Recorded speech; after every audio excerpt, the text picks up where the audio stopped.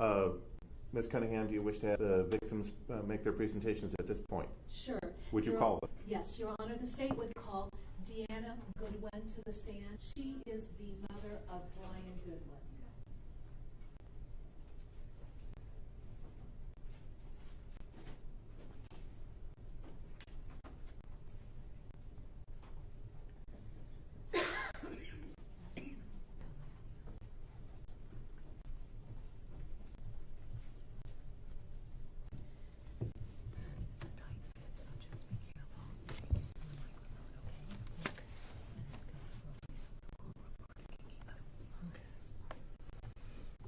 Ms. Goodwin, would you state and spell your first name for the record? Deanna, D-E-A-N-N-A. My last name is Gott, G-T-T. Thank you for that correction. Ma'am, I see you have a statement. If you wish to read from the statement, you're perfectly welcome to do so. However, my court reporter has to take down what you say, and I know this is really emotional, so I'm going to ask you, please take a deep breath and read slowly. Okay. When you're ready, ma'am, thank you. Ms. Cunningham, unless you had some statement you wish to make before the statement? No, Your Honor. Thank you. Ma'am, when you are ready. I had the privilege of calling Brian my son since he was 7 years old. Our family consisted of mine, yours, and ours. Brian was the oldest brother. A few years after his father and I divorced, John became stronger than ever. Brian and his family made our family whole. This was and is our family.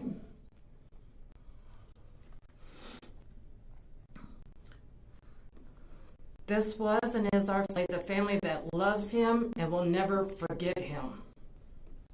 In 2024, I lost a son, a mother, and 2 very close friends. Only 3 of those deaths were natural causes. I had to get on medical depression. Only 2 things kept me going. I knew I was strong for my kids, and I wanted to make sure justice was served for my son's brutal murder. A couple weeks after Brian's death, I got the courage to Facebook page. At the time, it was the closest thing I had near my son. I seen a post that really stuck with me. It said, "When you die, God doesn't ask you about someone else. He won't ask you about the men down the street who got married. He won't ask you about the girl who had an abortion.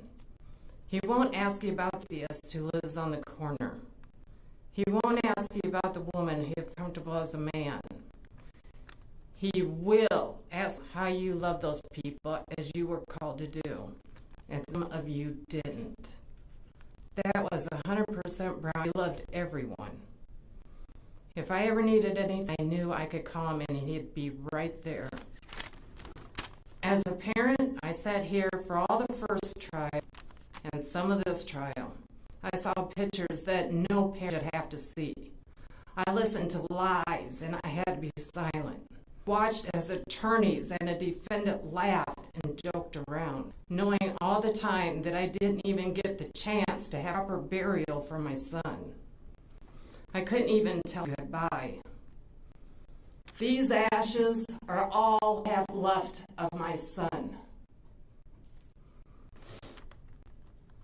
And you still live on. I am not here to offer forgiveness. For the 2 people that brutally murdered my son and Amy, I wish I could ask for the death penalty. Your lives mean as much to me as Brian's and Amy's meant to you. It's sad knowing that you could have lived your life any way you wanted, and this is what you chose, to be a murderer. Brian and Amy will live in our hearts forever. They will never be forgotten. Your friends, your family will move on, but you will not. Every night you will look at your 4-cell walls knowing that's all you have left. This is the pathetic life you chose. And now, to Brian and Amy, there's no escape. I hope you have the life and death you so deserve. Was it worth it? Ma'am, sorry. Objection, counsel? Your Honor, I would respectfully ask that the victim next statements remain limited to the effect on the victims. That the code does not permit the wishes for the defendant's life in the future pursuant to Iowa Code 19.21. Thank you. Ma'am, I'm done. you're done? Very well. The victim is done with us at this point. The court thinks it's irrelevant to make a ruling on the objection. The objection, therefore, is overruled.